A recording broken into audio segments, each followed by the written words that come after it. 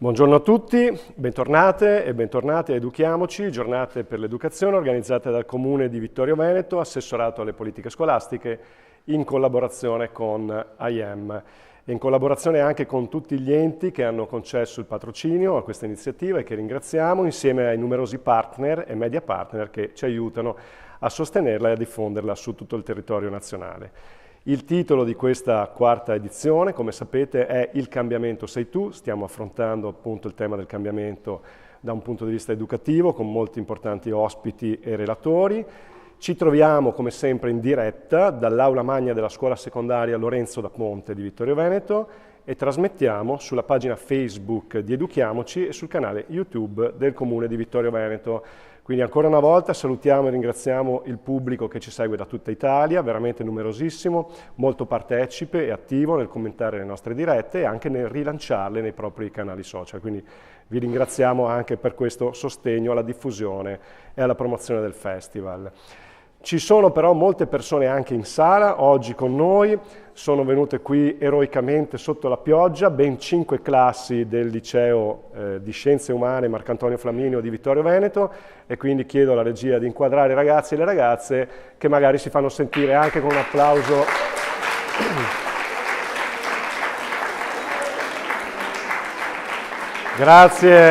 Grazie a tutti voi studentesse e studenti che siete venuti fino qui per partecipare a questo incontro che è rivolto proprio a voi e agli altri giovani e giovanissimi non solo di Vittorio Veneto. Cito le classi perché ci teniamo a far sapere che sono con noi la seconda A e la seconda B, la quarta B, la quinta A e la quinta B del liceo di Scienze Umane. E ringraziamo tutti gli insegnanti che li hanno accompagnati e che sostengono i ragazzi nella partecipazione a questo tipo di iniziative. In particolare vorremmo ringraziare la professoressa Alessandra Gregoris, che è la persona dell'istituto che più si è spesa per farvi partecipare a questi incontri, che poi purtroppo non può presenziare perché è ammalata, quindi salutiamo la professoressa. Sì, anche con l'applauso va benissimo, certo.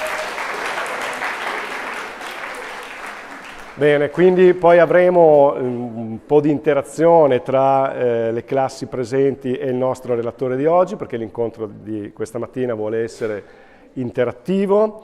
Ricordo, prima di cominciare però, prima di addentrarci nel vivo dell'appuntamento, che tutto il programma della manifestazione è scaricabile dal sito dedicato a Educhiamoci, si chiama www.educhiamocivittorioveneto.it. Oltre al programma trovate i link per partecipare da casa e anche, soprattutto, la mediateca dove rimane traccia di tutti gli interventi, di tutti i relatori, di tutte le edizioni di Educhiamoci. Quindi veramente un repertorio straordinario di contributi di alto livello che rimangono a disposizione di genitori, insegnanti e di educatori.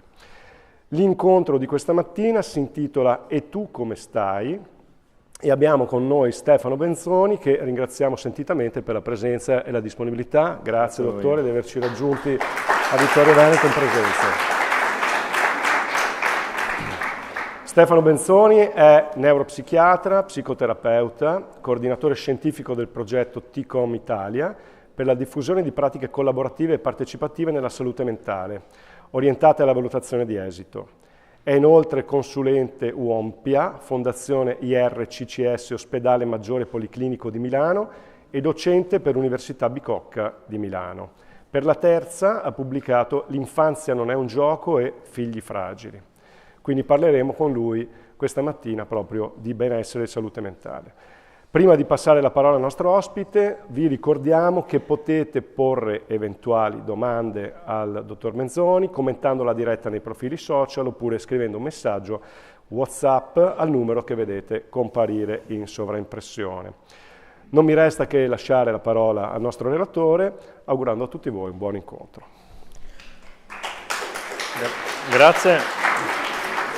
Grazie a tutti, grazie a EM, grazie al Comune di Vittorio Veneto, grazie Marco per l'introduzione. Allora, è un tema molto vasto e cercherò di condividere con voi qualche riflessione. Spero anche lasciando un po' di spazio per un po' di scambi, di domande, di confronto, perché penso che sia importante, ci sono così tanti ragazzi in sala, si parla di questioni che riguardano la vostra esperienza della salute, della malattia e anche della sofferenza, e sono delle cose un po' diverse tra di loro. Proverò però a cercare di ragionare con voi sul tema del come si sta mentalmente, si intende, portando un po' la mia esperienza e anche cercando di mettere un accento su questo tema. Siamo qui, diciamo, a educhiamoci per interrogarci un po' su su quali sono le sfide per noi adulti che a vario titolo abbiamo a che fare con i figli nostri, figli degli altri. Quali sono le sfide, che cosa dobbiamo imparare, che cosa è importante chiedere a questi adulti che facciano. E vorrei condividere con voi, siccome diciamo, torneremo forse anche su questo tema più in là nella nostra chiacchierata, ma siccome quando si parla di fatiche mentali o di disagio mentale o di disturbi mentali nell'infanzia e nell'adolescenza, spesso e volentieri si finisce a parlare male della scuola, male dei genitori e male dei social media, vorrei provare a portare un po' l'accento, diciamo, critico sul lavoro degli esperti di salute mentale. E quindi la parte che riguarderà la domanda che cosa possiamo imparare noi adulti sarà una domanda autoriflessiva, rivolta a voi, no? Che cosa possiamo pretendere o che cosa dovremmo aspettarci dagli esperti di salute mentale.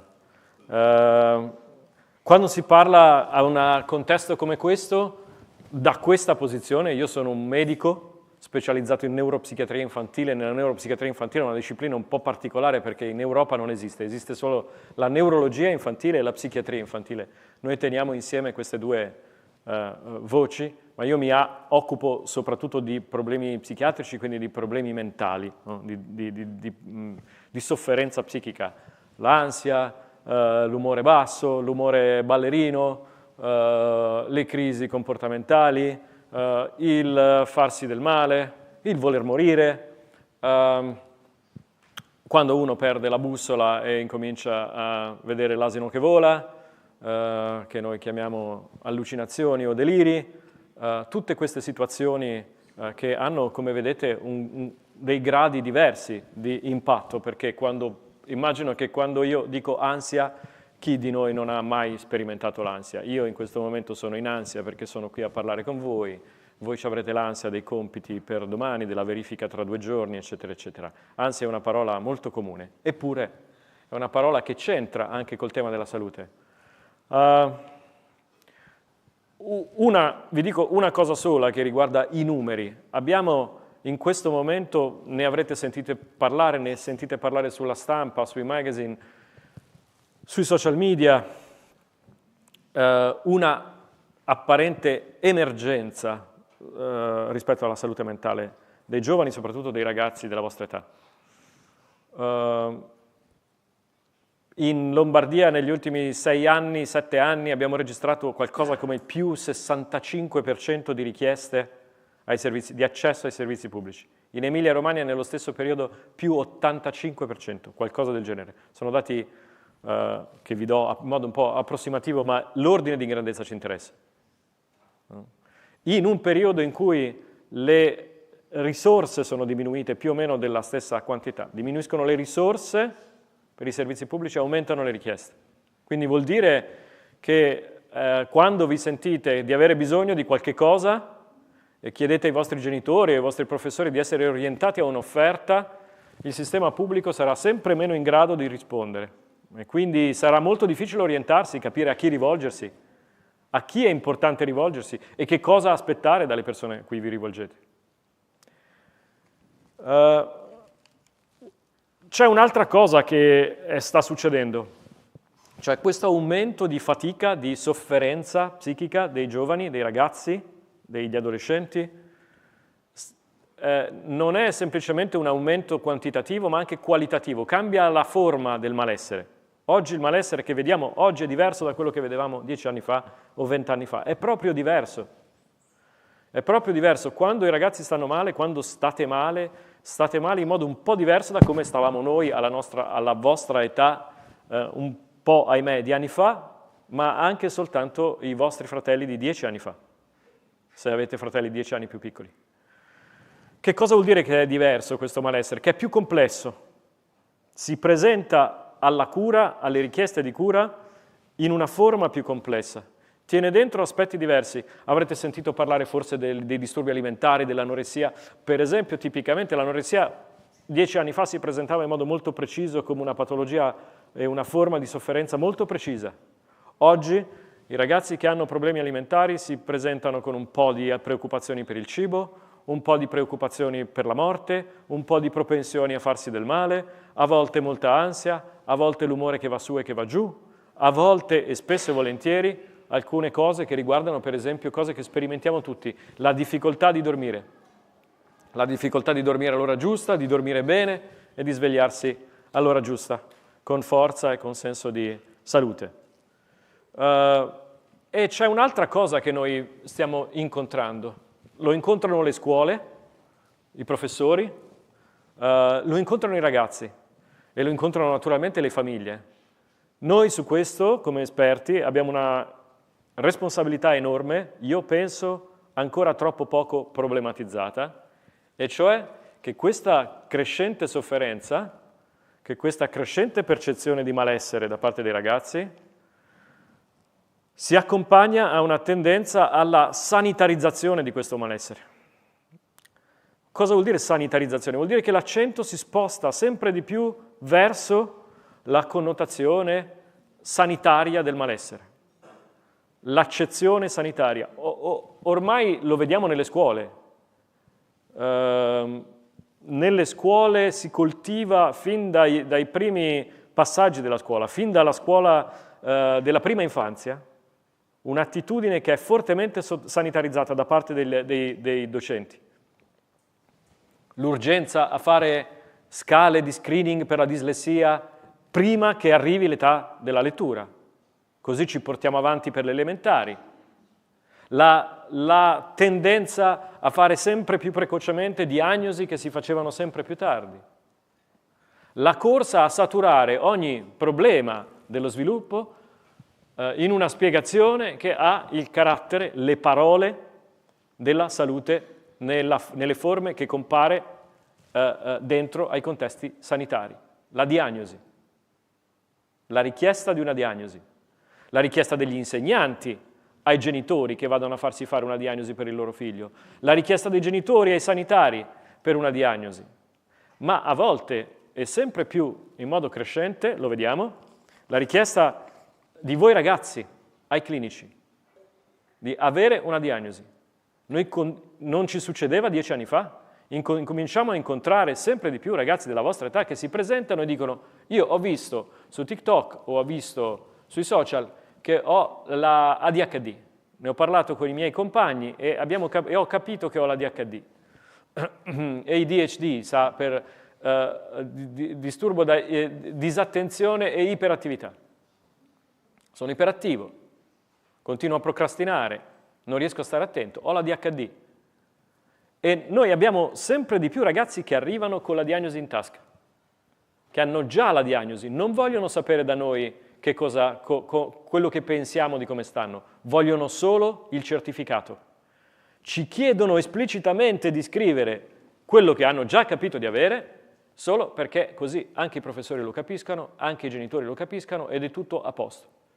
Non chiedono nemmeno aiuto, spesso e volentieri. Ci dicono, guardate che non è una estremizzazione, lo incontriamo sempre di più ed è sempre più preoccupante. Ci dicono: non voglio cambiare, io sono così, ho capito che sono così, ho letto anche che non è una malattia, sono autistico, ho letto che non è una malattia, è una questione di neurodivergenza. Vedete, io sto usando delle parole che so che sono molto comuni, oggi non andremo nel dettaglio di queste parole, perché non è questo lo scopo di questo incontro, ma so che sono molto comuni nei contesti educativi, nei contesti sanitari, tra le famiglie. Chi oggi non ha sentito di amici o figli di amici a cui è stato diagnosticato un disturbo dello spettro autistico, un disturbo del neurosviluppo, un disturbo dell'attenzione, per non parlare dei disturbi di personalità, dei disturbi dell'umore. Oggi, purtroppo, i discorsi sulla salute mentale, i discorsi attorno alla domanda che ci invita qui, che ci ha convocato qua, come stai, come sto, i discorsi sulla domanda come sto sono presi d'assalto da un linguaggio sanitario. Oggi potremmo dire, oggi sempre di più, è difficile rispondere alla domanda come stai, come sto, standosene lontani da termini sanitari. Standosene lontani da termini sanitari. Potremmo immaginarci che questa saturazione psichiatrica o psicologica, ce la si prende sempre con la psichiatria, ma diciamo la psicologia non è in una posizione migliore della psichiatria da questo punto di vista. Questa è una questione culturalmente pungente, ma molto rilevante. Questa saturazione sanitaria della salute è un problema, ed è un problema, guardate, che non riguarda soltanto la salute mentale. Prendete un magazine del weekend, un magazine di quelli delle edicole che parlano di bellezza. La bellezza è sanitarizzata. I radicali liberi, un certo tipo di dieta, tutto un discorso sanitario sulla bellezza, tutto un discorso sanitario sulla longevità. Qualunque angolo della nostra esistenza è sanitarizzato. Ci sono molte ragioni per la complessificazione. Vi ho detto che il malessere dei ragazzi è sempre più presente, sempre più complesso. Ci sono tante ragioni. È molto difficile fare una sintesi sensata di queste ragioni. Posso dire, provare a condividere con voi qualche minima riflessione su queste ragioni. Intanto mi vedete guardare il cellulare, ma solo perché sto guardando l'ora e non voglio arrivare troppo lungo.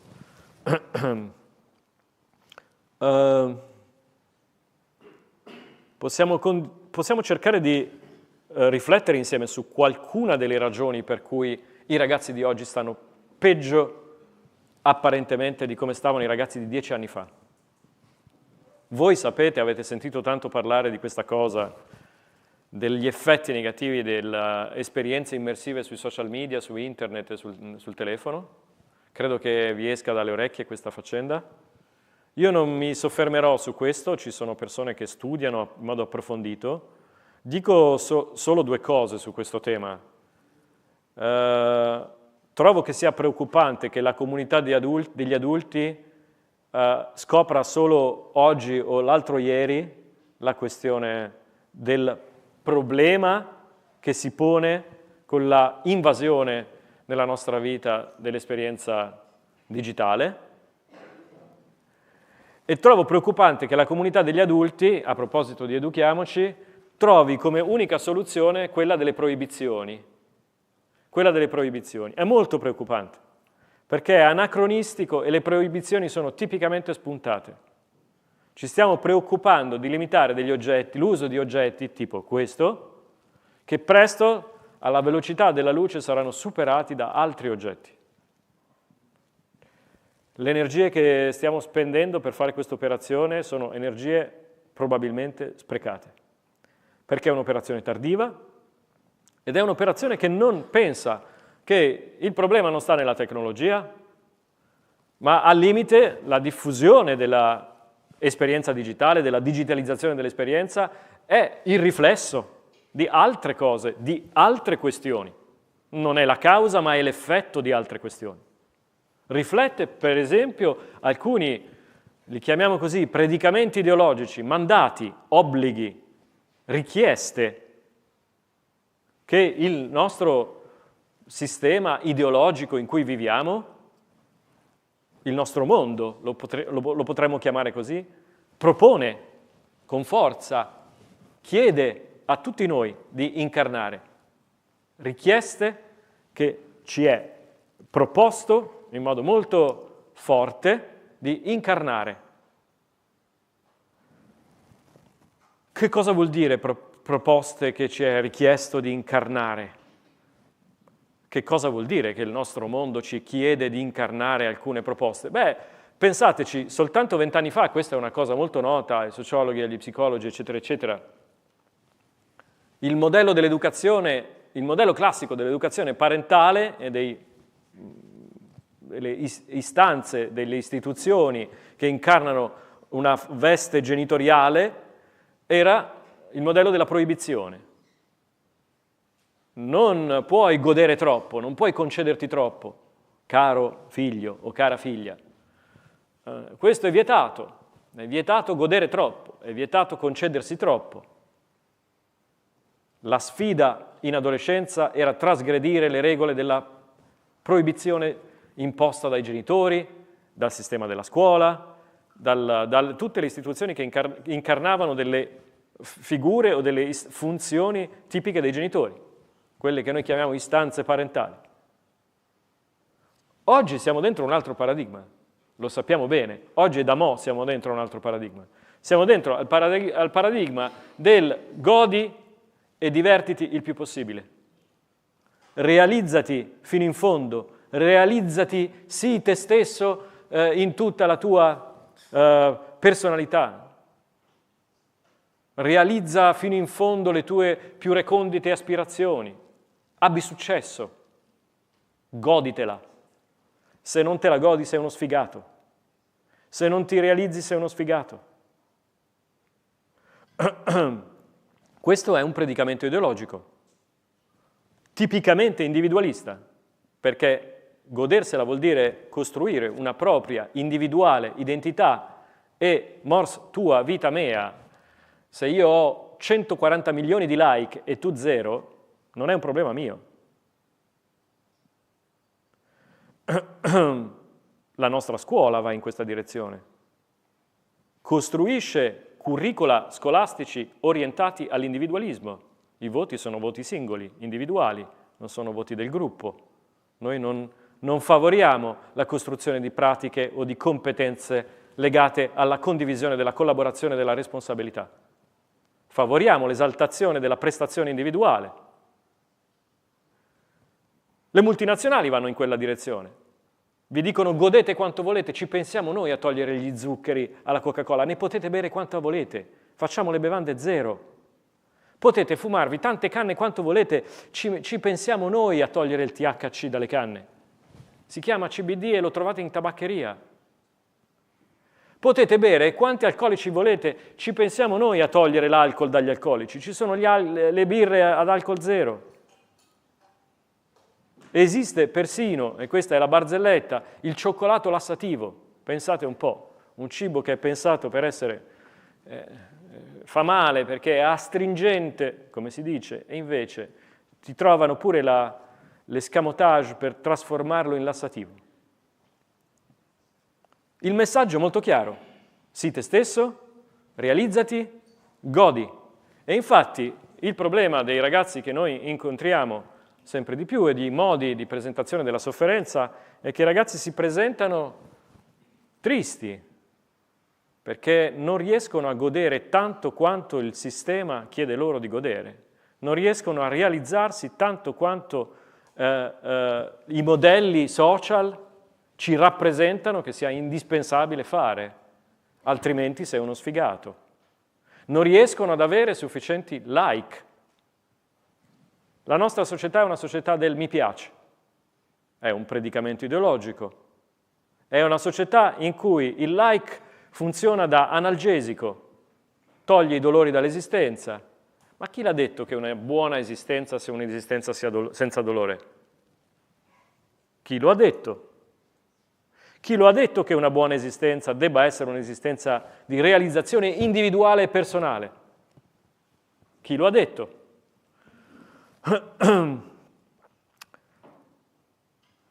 L'idea di una vita instagrammabile, cioè una vita senza dolore, è la controparte della sanitarizzazione collettiva dei discorsi sulla salute. Se la vita è buona solo se è instagrammabile, se le mie esperienze sono buone solo se le posso postare, tutto il resto deve essere nascosto, me ne devo vergognare, è triste, allora è chiaro che abbiamo un grosso problema col tema della salute. Perché vuol dire che di fronte alla domanda come stai, ci misuriamo rispetto a delle aspettative di realizzazione personale e individuale che sono in sé patogene, sono in sé disturbanti. Ci confrontiamo di fronte alla domanda come stai ci confrontiamo con delle aspettative collettive che sono in sé disturbanti. Realizzati, sii veramente te stesso, fai il tuo percorso, trova veramente la tua strada. Quale sarà la mia strada oggi? Che non si capisce niente. Niente si capisce.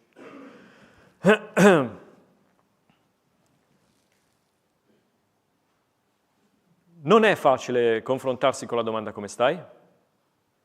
E vi parlavo di una saturazione sanitaria dei discorsi sulla salute. Questo guardate che non è una formula strana, accademica, di uno che fa il professore, che viene qua a parlarvi. È una cosa molto concreta, Pensateci, oggi è molto più alla domanda come stai è molto più facile rispondere usando termini prelevati dal campo della sanità, per esempio non ho l'ansia o ho l'ansia. Se volete è più facile dire come si sta quando si sta male che dire come si sta quando si sta bene. Abbiamo molte più parole per dire come stiamo quando stiamo male e per descrivere i nostri malesseri quando stiamo male che per descrivere come si sta quando si sta bene. A parte scialla e tra, devo dire che con i ragazzi della vostra età è proprio difficile costruire dei ragionamenti su cosa vuol dire stare bene. Mentre se tu chiedi a dei ragazzi della vostra età che cosa vuol dire stare male, ci avrete un repertorio di conoscenze, appunto, sulla DHD, sull'autismo, sull'ansia, sull'anoressia, sulla depressione, sul suicidio. Evviva! Questo è un problema. E guardate che non è un problema dei ragazzi, è un problema del mondo degli adulti prima di tutto, che hanno allestito per voi un mondo sanitarizzato, un mondo in cui la salute è una dépendance della malattia.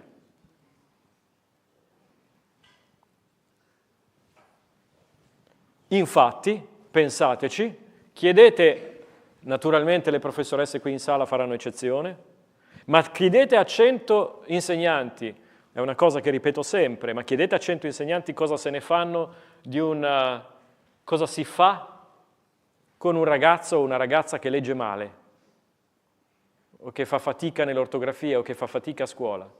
Sanno tutto della dislessia, sanno tutto della disortografia, più di me sicuramente, sanno tutti i criteri diagnostici, hanno benissimo in mente tutte le questioni legate alle misure compensative e dispensative, fantastico.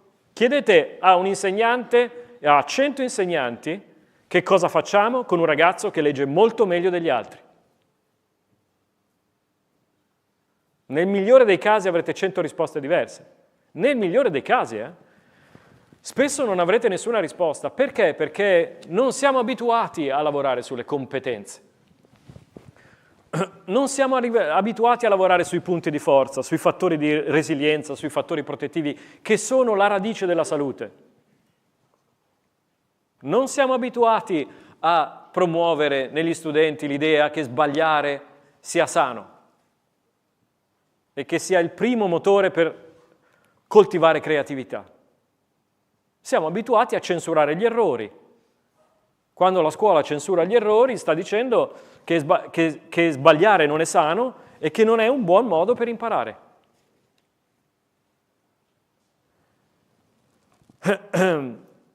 E pensateci, non è un caso se oggi, andando da un clinico, da uno psicologo o da uno psichiatra, è molto più facile dimostrare di stare male, o se la vogliamo dire in termini molto grezzi, di essere matti. L'ho detta in modo provocatorio, chiaramente, perché non c'è bisogno di essere matti per stare male, ma è molto più facile dimostrare, provate ad andare da uno psicologo a dimostrare che siete sani. C'è una storia interessante di un giornalista che fece questo esperimento per dimostrare che gli psichiatri non capiscono niente, si è fatto internare in un ospedale psichiatrico, inventandosi dei deliri, delle allucinazioni. Ci ha messo 5 anni a uscirne. Perché? Perché tutto quello che faceva nell'ospedale psichiatrico per dimostrare che in realtà aveva scherzato, che in realtà quello che aveva detto che aveva non era vero, veniva preso come la dimostrazione del fatto che era disturbato.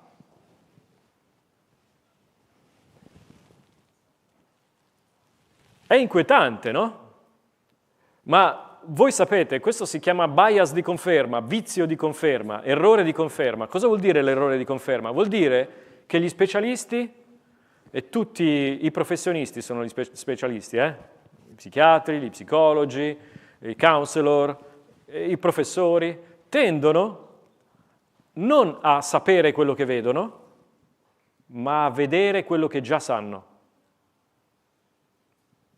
Voi andate da uno psicologo e quello tenderà a vedere quello che già sa, vedere in voi quello che già sa. E quindi è più facile che se voi andate da uno psichiatra che è esperto di depressione vi veda di più la depressione. E se invece andate da uno psicologo che è esperto di disturbi post-traumatici, per esempio gli effetti tragici del bullismo, vi dica che effettivamente anche voi siete stati vittime di bullismo.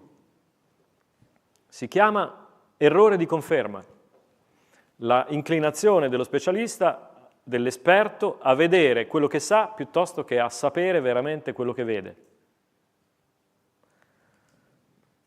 Però chiediamoci, la scuola dovrebbe precisamente andare nella direzione opposta, cioè rendervi esperti, esperti che sanno quello che vedono, non che vedono solo quello che sanno. E questo è un tema pedagogico interessante. Riguarda precisamente una scuola che vada nella direzione opposta della cassetta degli attrezzi, che vada nella direzione opposta di perorare la causa della iperspecializzazione e il mito dello specialista.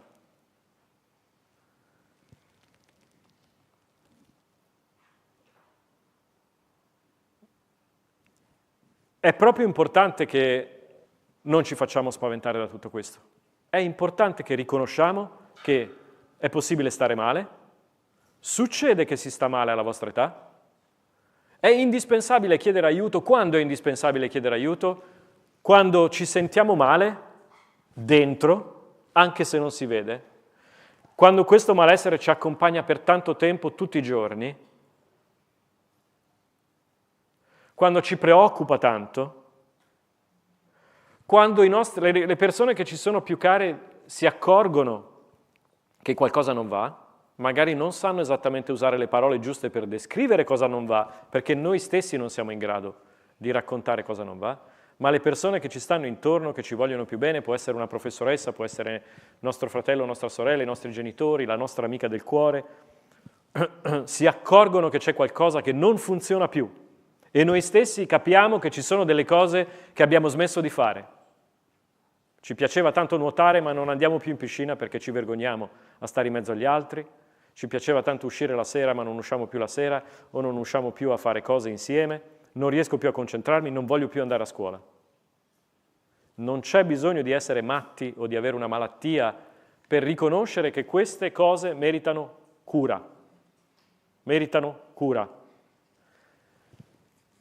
Allora, vi ho parlato però di un sistema di cura che, come dire, fa un po' paura, no? Perché vi ho detto delle cose un po' sgradevoli del sistema di cura. Vi ho parlato di un sistema di cura che è legato a una cultura del mondo degli adulti che c'entra o che ha una tendenza a porre l'accento sulla malattia e non sulla salute, a sanitarizzare la salute.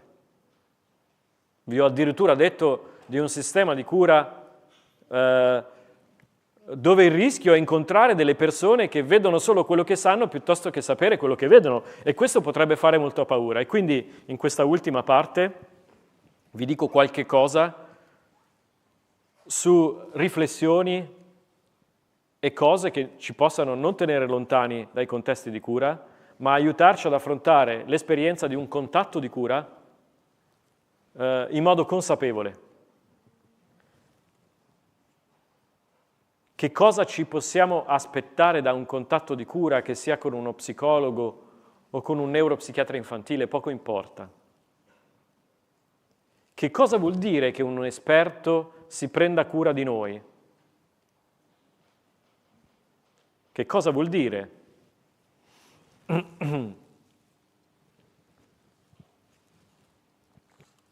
Prima cosa, che cosa non vuol dire?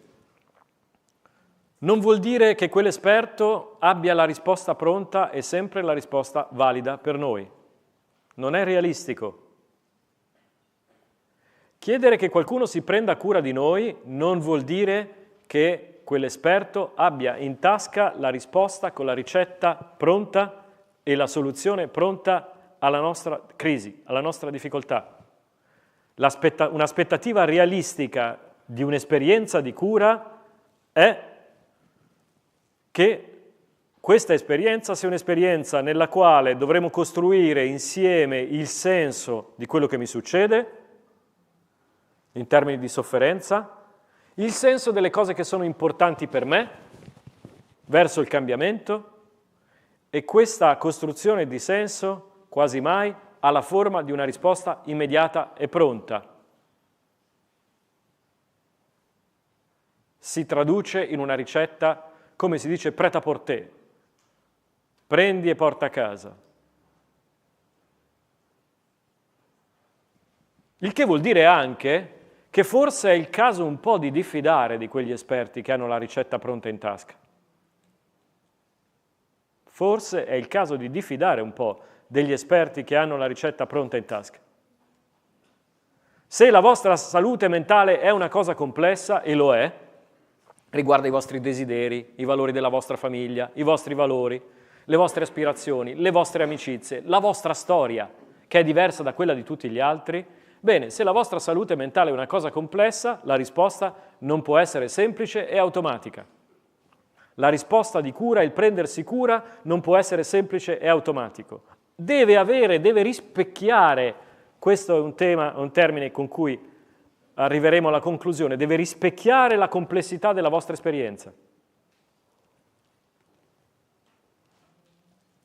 Quindi proviamo a incominciare a dirci questo. Stiamo più sicuri quando? Siamo più tranquilli quando andiamo a chiedere aiuto e troviamo un professionista che ci sembra che si prenda del tempo per pensarci, che non ha capito tutto subito, e che non ha la risposta in tasca pronta.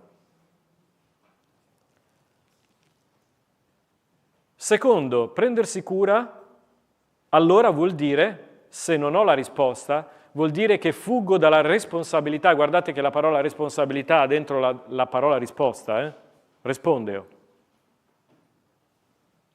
Vuol dire che dobbiamo immaginarci che il contatto sia con un professionista irresponsabile? No, vuol dire che la responsabilità non ha necessariamente la forma di una risposta pronta. Vuol dire che la responsabilità, un professionista responsabile è un professionista che si prende il tempo per stare con noi dentro alle domande importanti per noi, che ci aiuti ad ampliare le domande. C'è questa cosa che mi succede. Che domande mi sto facendo? Che domande ci possiamo fare? Che senso ha questa cosa? Prendersi cura e fare le domande è un modo di stare dentro alle esperienze di cura, è un modo sano che ha a che fare con la salute. E guardate, non è un caso se questo riguarda non soltanto i contesti sanitari, ma anche i contesti educativi. Perché il contesto della scuola è un contesto nel quale la società allestisce dei dispositivi che servono per prendersi cura della vostra crescita, della vostra evoluzione, dei vostri apprendimenti. Prendersi cura allora vuol dire coltivare la capacità di fare domande.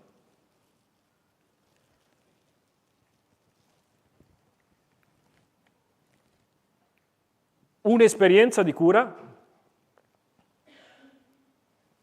è un'esperienza nella quale allora ha senso aspettarsi che il professionista che incontriamo, lo psicologo dello sportello scolastico, il neuropsichiatra infantile, lo psicoterapeuta fine di mondo, il più esperto di tutti, quello che è il più bravo di tutti, o la più brava di tutti naturalmente, sia curioso.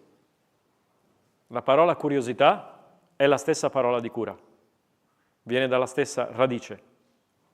Cura e curiosità hanno la stessa forma. Ha senso che quando vi rivolgete a uno psicologo, a un neuropsichiatra infantile, a uno psicoterapeuta, incontrate e vi aspettate di incontrare delle persone curiose, autenticamente curiose della vostra vita. Vedete che è esattamente l'opposto dell'avere la risposta in tasca. Curiose vuol dire che riconoscano intanto che partono da una posizione di ignoranza, non vi conoscono. Secondo, che sono disponibili a quella qualità fondamentale dell'ascolto attivo, che è la qualità che parte da questo presupposto: aiutami a capire in che senso la tua visione del mondo è la visione giusta per te. Non ti aiuto a capire in che senso la mia visione del mondo è giusta per te, ma aiutami a capire in che senso la tua visione del mondo è giusta per te. Questa è una delle forme della curiosità. Un'altra delle forme della curiosità è: aiutami a capire, oltre ai problemi che tu mi hai raccontato, che sono forse la ragione per cui sei qui, quali risorse, quali punti di forza, quali cose hanno valore per te nella tua vita. Perché è solo facendo crescere le risorse, i punti di forza, le cose che hanno valore per te nella tua vita, nella storia della tua famiglia, che possiamo costruire un'esperienza di cura sensata. Guardate che questo è tutt'altro che scontato. Gli esperti, gli psicologi, gli psicoterapeuti, i neuropsichiatri infantili spesso e volentieri sono esperti delle cose che non vanno, delle cose che non funzionano, sono poco esperti delle cose che funzionano. Incontrare delle esperienze di cura soddisfacenti, fruttuose, orientate alla trasformazione, cioè orientate al cambiamento, significa incontrare delle esperienze di cura che sono intanto tanto attente, tanto curiose delle cose che non funzionano, quanto delle cose che funzionano. Se mettiamo l'accento solo sulle cose che non funzionano, e questo vale anche per i contesti educativi, non andiamo da nessuna parte. E ultima cosa con cui concludo, penso che quando parlate di quando parliamo di affidarci alle cure e di esperienza di cura, abbiamo detto chiediamo responsabilità. La responsabilità non è responsività, non è avere la risposta in tasca, è responsività, cioè stare attenti alle vostre domande. Il che vuol dire essere curiosi, il che vuol dire dare valore alle cose che funzionano, non solo a quelle che non funzionano. Curiosità è anche un po' sinonimo di rispetto, perché curiosità vuol dire allora che il professionista curioso a cui noi ci rivolgiamo, che è curioso della nostra vita, dei nostri valori, dell'idea di vita buona che si porta dietro l'idea della nostra salute, non soltanto della sua idea di malattia, che mette davanti la nostra idea di salute alla nostra idea di malattia, è disponibile a fare un incontro in cui guarda le cose in profondità, si impegna a guardare le cose in profondità. Guardate che questa è una questione fondamentale. Voi usate tanto l'espressione dissing, oramai dissing, dissare, voi sapete, è un'espressione sicuramente non da boomer, ma più da generazione vostra. Sapete da dove viene dissare? Da disrespect, portare, mancare di rispetto. Allora posso dire questo, che un contesto di cura è un contesto dove fate esperienza del rispetto. Un contesto di cura sano è un contesto di cura nel quale voi fate esperienza di rispetto, cioè di una visione profonda. Come stanno insieme queste cose? Visione profonda, guardare le cose in profondità e rispetto. Guardate che etimologicamente rispettare vuol dire, e vedete che torniamo all'inizio della nostra riflessione, rispettare vuol dire rispecchiare, vuol dire vedere due volte, rispectum, vedere due volte. Vuol dire che quando incontrate dei professionisti che vi rispettano, dei professori che vi rispettano, degli psicologi che vi rispettano, incontrate degli adulti che vi dicono io l'ho vista così, la cosa, il tuo problema, la tua storia la vedo così, aiutami a capire come altro la possiamo vedere. Vedere 2 volte, rivedere, rispettare. Io come adulto ti dico che la vedo così, aiutami a capire come altro possiamo vederla. Vi dicevo che è la radice della visione profonda. Pensateci, con un occhio solo si vede piatto, lo sapete, vero? Che la visione monoculare è una visione bidimensionale. Ok? Per quale motivo noi abbiamo una visione tridimensionale? Abbiamo 2 occhi che vedono il mondo da angoli di visuale diversi e quindi vedono una realtà doppia. La realtà vista dall'occhio destro è diversa dalla realtà vista dall'occhio sinistro. Ve ne accorgete se avvicinate un oggetto molto vicino e chiaramente con l'occhio destro vedete una cosa diversa da quella che vedete con un occhio sinistro. Vedete un lato dell'oggetto diverso. Quando vediamo in profondità, il nostro cervello fa una specie di magia, che è un compromesso, che crea un'immagine virtuale che è la sintesi del mondo visto dall'occhio destro e il mondo visto dall'occhio sinistro. Questa sintesi è un compromesso, è un'immagine virtuale, non esiste veramente il mondo tridimensionale. Nella nostra testa esistono 2 mondi bidimensionali che il nostro cervello si impegna a mettere insieme in una visione tridimensionale, in una visione di profondità. Lo sforzo che noi chiediamo ai professionisti è questo, l'impegno che noi chiediamo è quello di rispettarci. Grazie.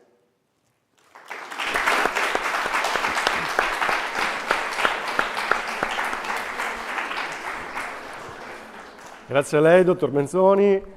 E adesso c'è una parte che noi vorremmo fosse interattiva con le ragazze e i ragazzi in sala. So che forse stava passando un foglio prima per la raccolta di domande, ma lasciamo anche spazio Foglio coi voti a quelli tra voi che hanno piacere di far sentire la propria voce. C'era qualcuno?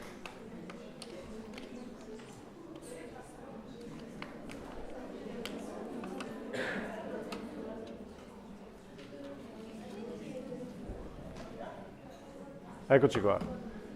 Ti chiami?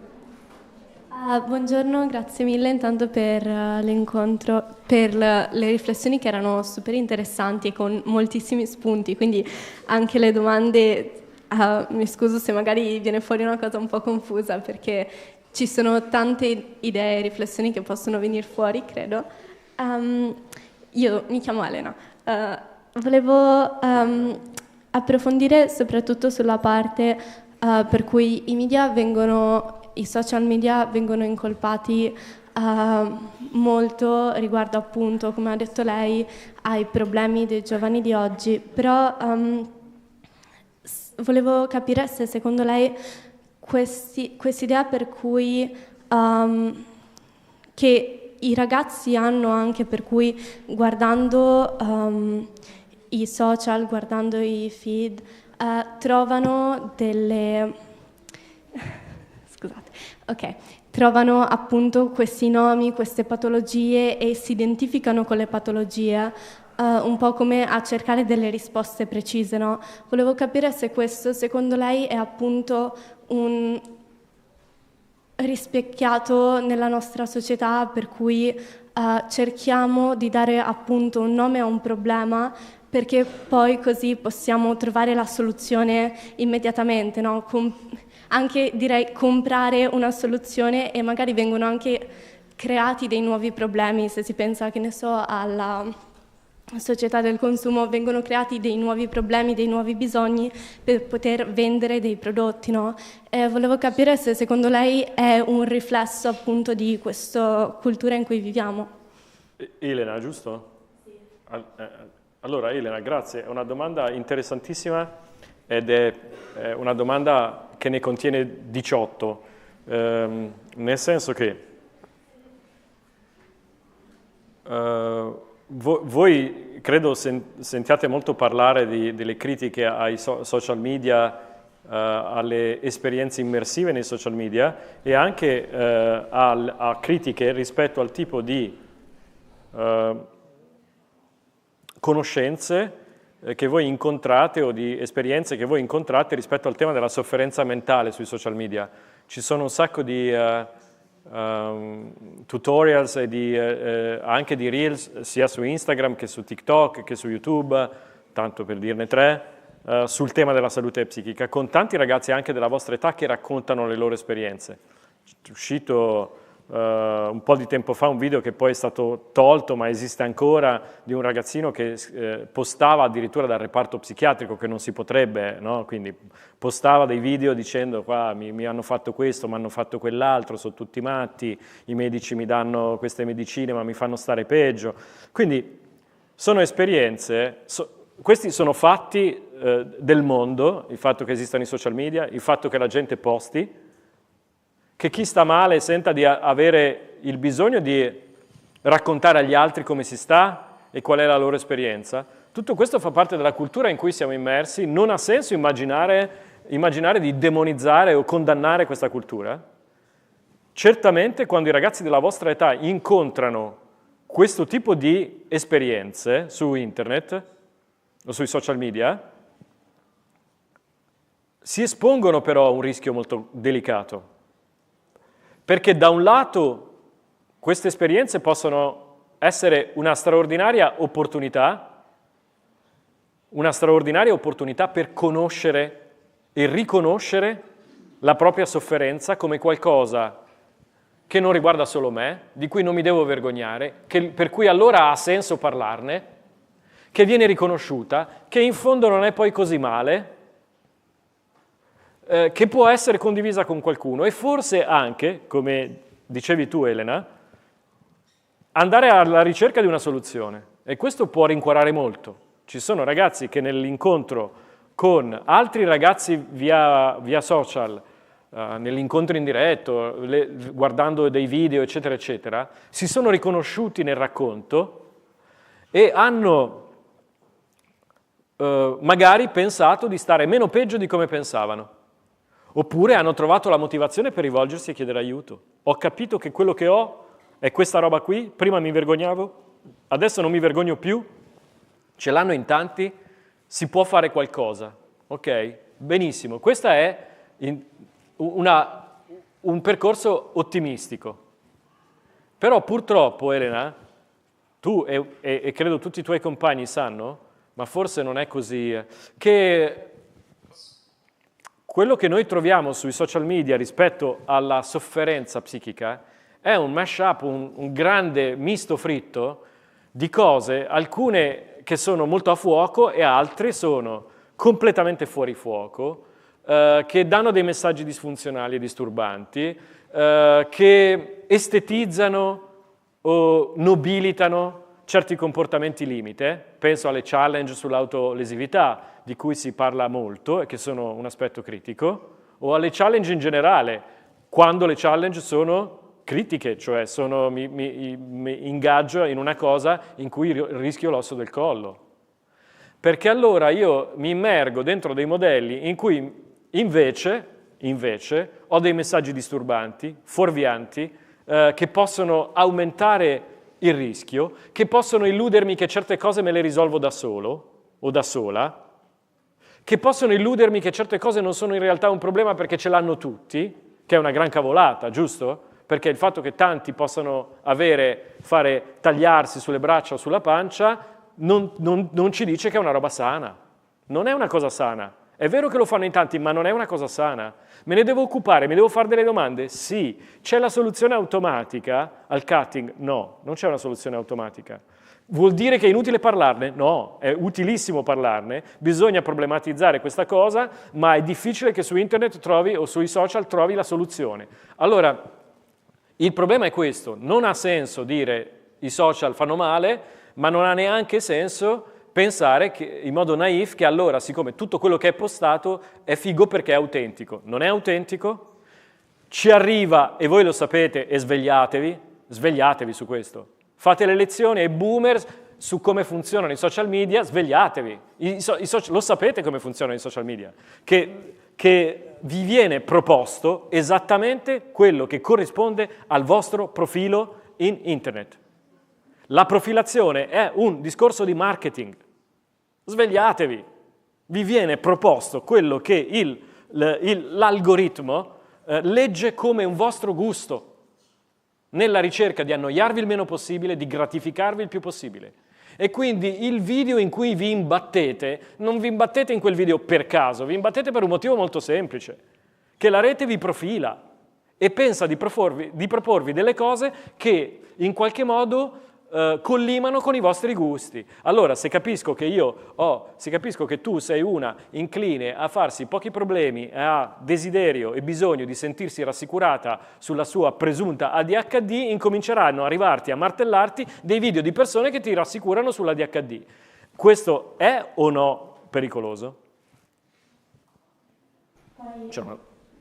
Magari anche c'era stato un documentario che avevamo visto per cui creare dei contenuti e portarti dei contenuti specifici per catturare la tua attenzione portano soprattutto anche magari i ragazzi più giovani e più fragili a cadere in delle vere e proprie buche, cioè nel senso da cui è molto difficile uscire, in cui si trovano l'intero profilo pieno di video sull'autolesionismo, su cose che sono anche disturbanti da vedere, ma che portano il ragazzo poi o la ragazza soprattutto a soffrire molto di più, no? Sì, e poi scusa Elena. Scusa. Ah no, semplicemente anche il fatto che secondo me sarebbe il caso di riflettere su come adesso la salute mentale sia ovviamente più normalizzata di 50 anni, 40 anni fa, però questo ha anche creato una cultura un po' di semplificazione, per cui magari alcuni termini, che ne so, trigger, mi ha triggerato questa cosa, sono termini che sono comunque sanitari o comunque termini specifici per malattie o comunque per reazioni psicologiche, che però vengono un po' svuotati dal loro significato e diventano quotidianità, insomma. Sono tutte cose interessantissime, Elena. La prossima volta bisogna portare sul palco Elena. Il prossimo round è un intervento di Elena, perché quello che dice è profondissimo e anche molto delicato. Non lo dicevo, cioè non lo dicevo per dire. Hai detto delle cose che io non mi sono permesso di dire perché sono molto profonde e molto delicate. Prima che parli il tuo compagno, è proprio così, È proprio così. Oggi il modo in cui si parla, ed è interessante che tu abbia detto oggi si è un po' normalizzata la salute mentale, perché non è la salute, ma sono i discorsi sulla patologia o sulla sofferenza che si sono normalizzati, ma oramai siamo talmente abituati che chiamiamo salute mentale i problemi mentali, interessante, ma è vero, oramai abbiamo a che fare con queste parole che non sappiamo più farcene niente, perché io incontro un sacco di ragazzi della tua età che vengono nel mio studio e incominciano e attaccano dicendo ho gli attacchi di panico, sono stata bullizzata e questo e quello mi fanno da trigger. E io ho detto guarda, non ci ho capito niente. Non ci capisco niente, perché tu stai usando dei termini che vogliono dire tutto il contrario di tutto. Aiutami a capire che cos'è un attacco di panico, perché 100 ragazzi vengono da me e mi dicono attacco di panico e ognuno ha delle cose diverse.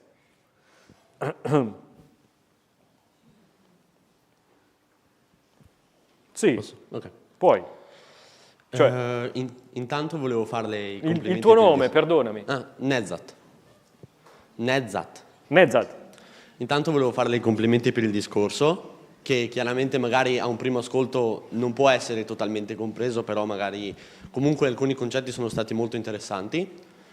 Mi è sorta solo una domanda, purtroppo non l'ho segnata ma mi è rimasta impressa, ovvero, come ha detto lei all'inizio, adesso, almeno in questo momento storico, capire le malattie, forse il termine giusto non è malattie, ma i problemi per cui per esempio si va da uno psicologo è molto magari più difficile rispetto a prima, anche perché ci sono nuovi modi per capirlo, la nuova generazione che magari usa anche termini non molto chiari che possono essere, e volevo solo chiederle se magari col tempo, con le prossime generazioni, questa difficoltà di comprendersi deve per forza peggiorare, oppure magari col tempo si riuscirà a comprenderla meglio e a chiarire i dubbi che sono presenti adesso. Nezzat, è una domanda bomba, quindi capisco che ti sia rimasta impressa perché è una domanda bomba.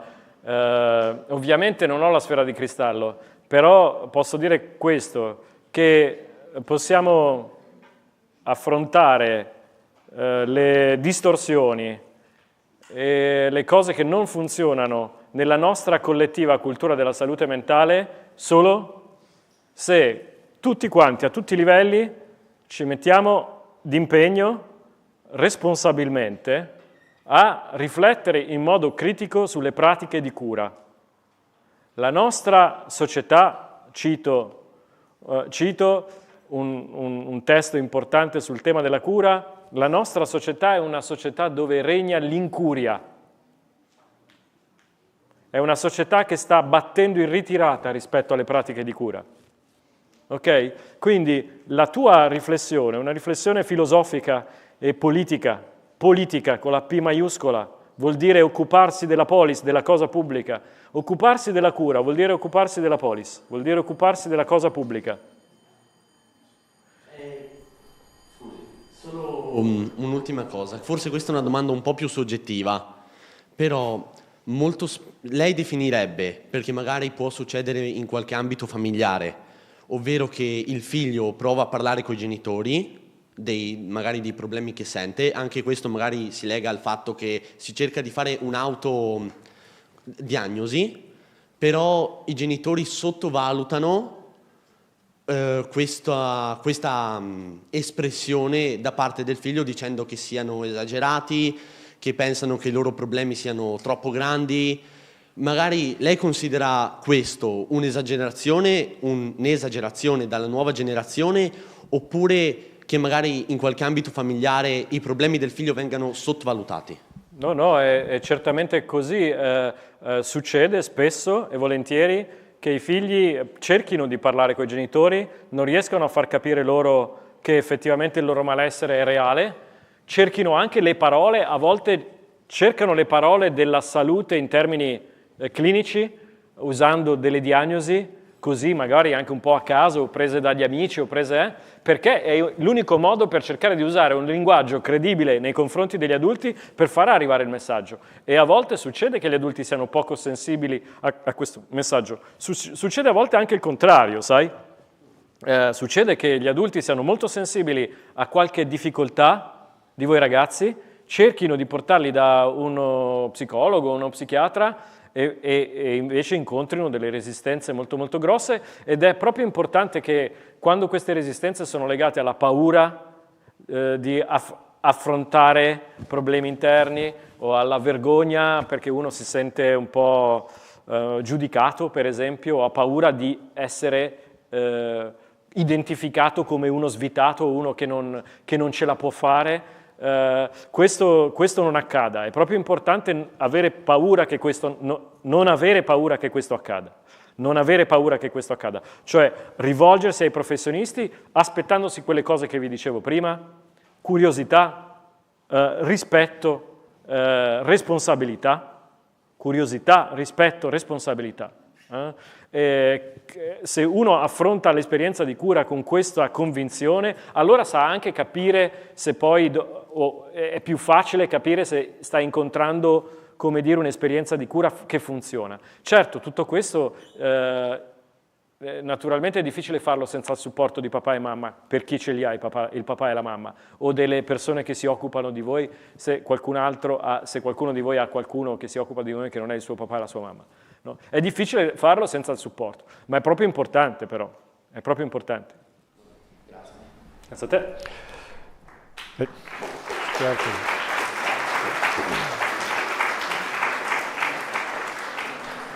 Allora arrivano i complimenti dalle persone collegate, sia al relatore che anche ai ragazzi, quindi molto apprezzata la vostra partecipazione, le domande e la profondità con cui vi esprimete. Davvero.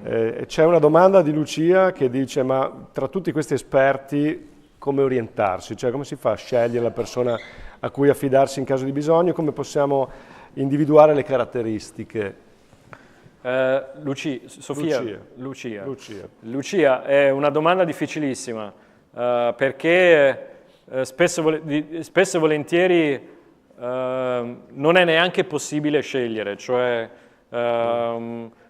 tu stai ponendo la domanda di una persona che è nella condizione di poter scegliere, per esempio, se andare dallo psicoterapeuta A o dallo psicoterapeuta B, se scegliere tra lo psicologo e il neuropsichiatra infantile. Spesso e volentieri non siamo in questa situazione, cioè spesso e volentieri ci troviamo come figli e come genitori dentro a delle situazioni nelle quali dobbiamo un po' farci orientare dagli altri, non sappiamo bene, i professori magari ci consigliano di rivolgerci a un certo centro, ci sembra giusto, oppure possiamo soltanto andare in un centro pubblico perché magari non possiamo permetterci una visita privata, benissimo. Per questo io ho messo l'attenzione non tanto su aspetti tecnici o specialistici, lo psicoterapeuta è preferibile rispetto allo psicologo, rispetto al counselor, rispetto al neuropsichiatra infantile. Qui entriamo dentro un terreno minato molto delicato, per cui dare dei consigli è molto delicato e mi sono concentrato su delle questioni che riguardano aspetti dell'essere professionale che è importante che ci aspettiamo da chiunque sia il tipo di professionista a cui ci rivolgiamo. A maggior ragione una struttura pubblica, a maggior ragione chiedere curiosità, rispetto, responsabilità da una struttura pubblica è fondamentale. Su questo permettetemi di dire una cosa a chiusura. Tu hai detto, io sono responsabile scientifico di questo progetto, che è un progetto finanziato da Regione Lombardia presso il Policlinico di Milano, questo progetto che si chiama TCOM, non sto a dirvi che cos'è la sigla, è un progetto che sta cercando di promuovere l'implementazione di pratiche centrate sulla collaborazione, che è un altro modo di parlare della curiosità e del rispetto, centrate sulla collaborazione e orientate alla valutazione degli esiti. Valutazione degli esiti vuol dire a cosa serve quello che facciamo nel campo della cura, quindi un altro modo di chiamare la responsabilità, perché non posso stare dentro a un percorso di cura, non si può stare dentro ai percorsi di cura ed è inaccettabile che si stia dentro ai percorsi di cura senza porsi il problema di misurare l'efficacia di quello che facciamo, soprattutto nei contesti pubblici. Non possiamo investire denaro pubblico in dispositivi di cura, risorse,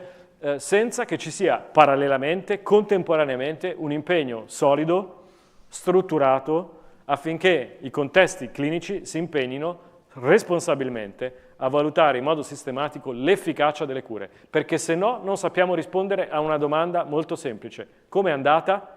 Quello che stiamo facendo funziona o non funziona? Grazie dottore, abbiamo piacere di leggere alcuni dei commenti che stanno arrivando. Assunta dice bellissimo incontro, grazie infinite per i molti spunti di riflessione. Anna Maria dice riflessioni assolutamente vere, condivisibili e interessanti da far sentire e risentire insegnanti, professionisti, ragazzi, grazie. Grazie, ce lo dice anche Luisella, incontro interessante e ricco di contenuti, quanta strada dobbiamo fare sia come genitori che come insegnanti. E Simona dice ascoltare gli incontri di questo percorso offre tanti spunti di riflessione che sono personalmente valore aggiunto al mio essere genitore. È davvero un'opportunità che serve anche a scoprirsi, come si diceva in un incontro precedente. Bellissimo questo intervento, complimenti per il progetto che seguo e attendo con entusiasmo ogni anno. Quindi ci prendiamo anche i complimenti per l'iniziativa, ma non solo perché ci fa piacere, ma anche per testimoniare il fatto che molte persone sentono il bisogno di avere incontri come questi e di esprimere interesse, curiosità e di formarsi. E poi Paola dice ragazzi siete davvero commoventi, sensibili, attenti, la parte migliore della società, quindi c'è il complimento anche per voi. Molto bene, allora adesso c'è uno spazio che noi vorremmo dedicare ad una testimonianza che ci sta particolarmente a cuore, una realtà che esiste in questo territorio e riprendendo le sue parole di prima è una realtà che lavora per il contrasto al disagio mentale, ma soprattutto facendo leva sulle competenze, sui punti di forza, sulle resilienze, quindi non concentrandosi sulla patologia o sul problema, ma sulle possibilità di esprimere la parte sana, di far fiorire quella. Questa realtà è un'associazione, si chiama Psiche 2000, è qui con noi in sala Maria Teresa Denardi, che è la presidente dell'associazione. Io la invito a farsi vedere perché ha chiesto... Ecco. Grazie. Ci teniamo a testimoniare la presenza di questa realtà, proprio per i motivi che ho detto, non solo per l'impegno di molti anni nel parlare di salute mentale, anche in tempi in cui non c'era ancora la capacità di affrontare questo argomento, ma anche e soprattutto per aver promosso moltissime occasioni di integrazione, di espressione della propria parte migliore. E a proposito di questo abbiamo con noi due persone che invece invito a salire sul palco, si chiamano Luca Facchin e Fabio Moscat, perché loro presentano un prodotto di uno di questi laboratori. Si tratta, venite pure in mezzo, da questa parte, si tratta di un giornalino che è stato realizzato dal laboratorio di giornalismo, di cui loro insieme ad altri hanno fatto parte, dopo leggeremo i nomi anche degli altri partecipanti, un giornalino in cui abbiamo parlato di cambiamento e quindi particolarmente coerente con il titolo del nostro festival di quest'anno. Il presupposto di questo laboratorio è stato offriamo un nostro contributo alla realtà in cui viviamo, quindi le persone che possono incontrare un momento di difficoltà o di crisi non sono solo bisognosi di un aiuto e destinatari di un servizio, ma anche persone che possono offrire un contributo. Durante la pandemia abbiamo realizzato un lavoro che serviva a comunicare come si può affrontare la crisi e in seguito i ragazzi hanno lavorato proprio al tema del cambiamento. Quindi vi chiedo di fare un applauso ai nostri ospiti e chiedo a loro di illustrare l'elaborato che hanno realizzato. Luca. Buongiorno, io sono Luca Facchin.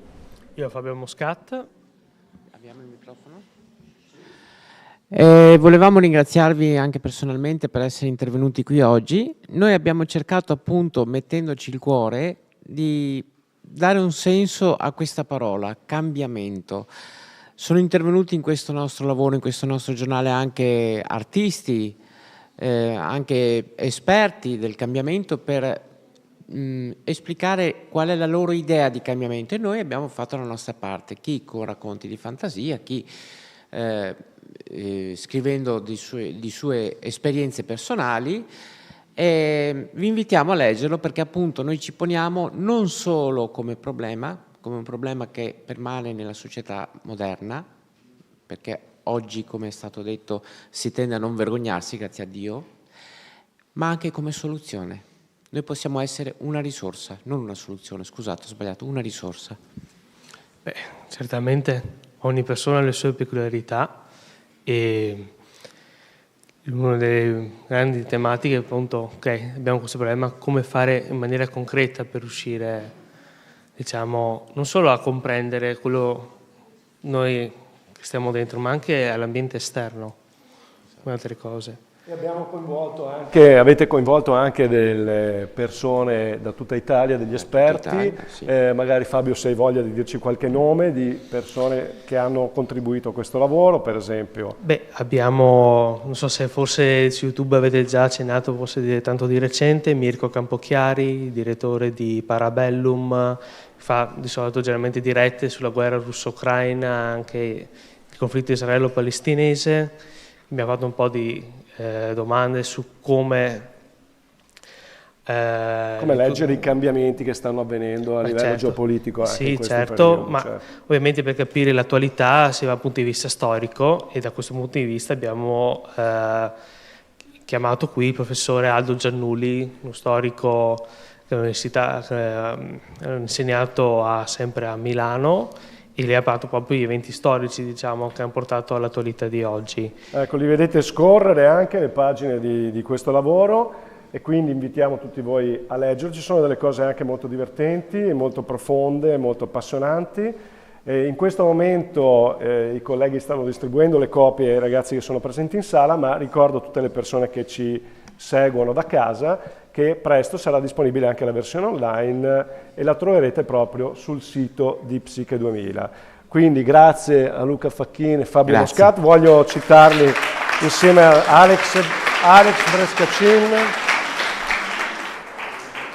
Alex Brescacin, Vito D'Are, Enrico De Luca, e Luigi Nadal che hanno partecipato a questo laboratorio. Ecco, quindi una testimonianza di come si possa affrontare il disagio a partire dalle risorse, facendo delle cose che ci aprono al mondo, che ci permettono di essere anche risorsa e non solo portatori di un bisogno, come ha sottolineato Luca. Bene, dottore, a lei la parola per un messaggio di conclusione rivolto ai ragazzi, ma anche agli educatori, agli insegnanti e ai genitori che ci seguono da casa rispetto a questo tema. Tu come stai? Forse soltanto questo, che eventi come questo, iniziative come questo mettono a nudo una questione centrale. La questione è che la nostra società, il tessuto sociale si regge sulle pratiche di cura. Le pratiche di cura non sono corrispondenti alla erogazione dei trattamenti. Non vuol dire erogare trattamenti. Prendersi cura è qualcosa che c'entra con la costruzione di un tessuto relazionale, di una cultura della cura, e penso che se vogliamo migliorare la salute mentale e il modo in cui ci occupiamo della salute mentale dei giovani, dei più piccoli, dei bambini, degli adolescenti, possiamo soltanto farlo prendendoci cura delle pratiche di cura. Prendersi cura delle pratiche di cura vuol dire che genitori, educatori, medici, psicologi, psichiatri debbono mantenere un rigoroso impegno a modificare costantemente le loro pratiche e a apprendere in modo molto rigoroso nuove esperienze a partire da quello che i ragazzi ci raccontano. Grazie dottor Stefano Benzoni, grazie alle classi del Liceo Scienze Umane, ai loro insegnanti che li hanno accompagnati, grazie ai protagonisti e alla Presidente dell'Associazione Psiche 2000 per questo incontro. Vi ricordo i prossimi appuntamenti di quest'ultima giornata della quarta edizione di Educhiamoci. Alle ore 15 avremo un appuntamento intitolato Tutti uguali o tutti diversi con Roberta Caldin. Alle 17:30 saremo invece con Laura Mazzarelli per un incontro dal titolo Educare non è reagire, educare è rispondere, a proposito anche dei suoi stimoli. E infine alle 20:30 con Stefano Rossi avremo l'incontro di chiusura intitolato Nell'uragano delle emozioni, come essere un porto sicuro per bambini e ragazzi. Vi invitiamo quindi a continuare a rimanere in contatto con noi, soprattutto consultando il sito www.educhiamocivittorioveneto.it. Il Comune di Vittorio Veneto, assessorato alle politiche scolastiche, vi ringraziano di cuore per aver partecipato e vi danno appuntamento ai prossimi incontri del pomeriggio. Grazie a tutti e buona continuazione di giornata.